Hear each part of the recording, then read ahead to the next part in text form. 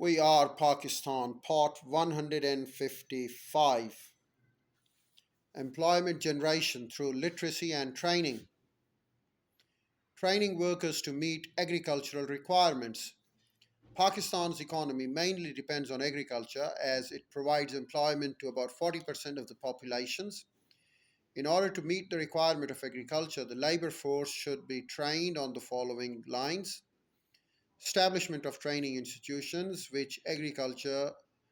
agriculture is taught as the basic subject along with formal education at primary and secondary level. Enrollment of young people to these institutions. Model farms should be attached to these institutions for practical demonstration. Workshops should be established and people should be provided with technical training to repair and maintain agricultural machinery.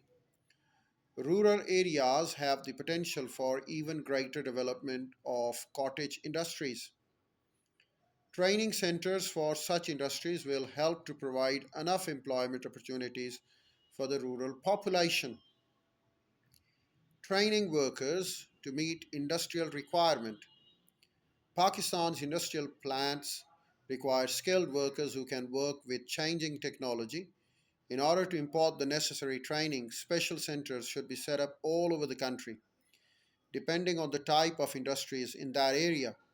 Training programs can deal with the following issues: specialized training to suit the requirement of particular manufacturers, a good understanding of the basic functions of the plant, maintenance of plant and machinery, safety measures and emergency procedures, handling of new sophisticated machines through practical demonstration, regular in service refresher courses for industrial workers, send trainees abroad to centers of excellence in highly specialized advanced techniques, training for managers, training workers to meet the tertiary sector requirement.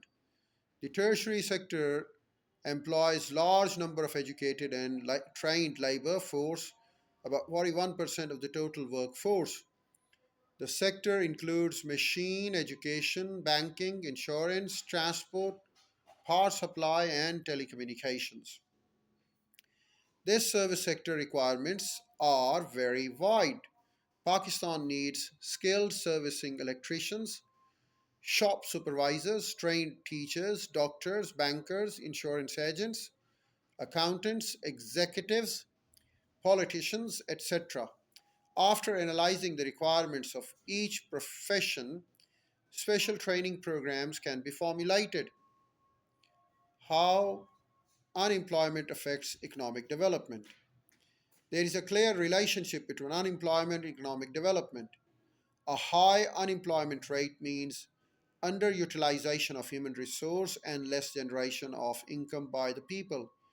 It results in a low GDP, gross domestic product, and GNP, the gross national product.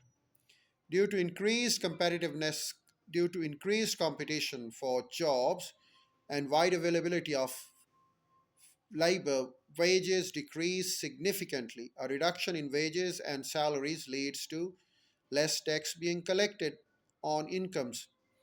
This in turn reduces GDP and GNP, and sufficient funds are for economic growth are unavailable. Unemployment also leads to a reduction in consumer expenditure due to the lack of money. A decrease in demand for goods leads uh, a demand for goods leads to low profit from and low investment in inputs. Eventually, this decreases production and economic growth slows down.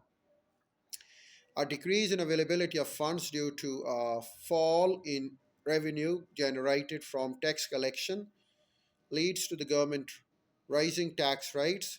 Since people are unemployed or earning less due to underemployment, this encourages debts and borrowing with interest, which is harder to pay later.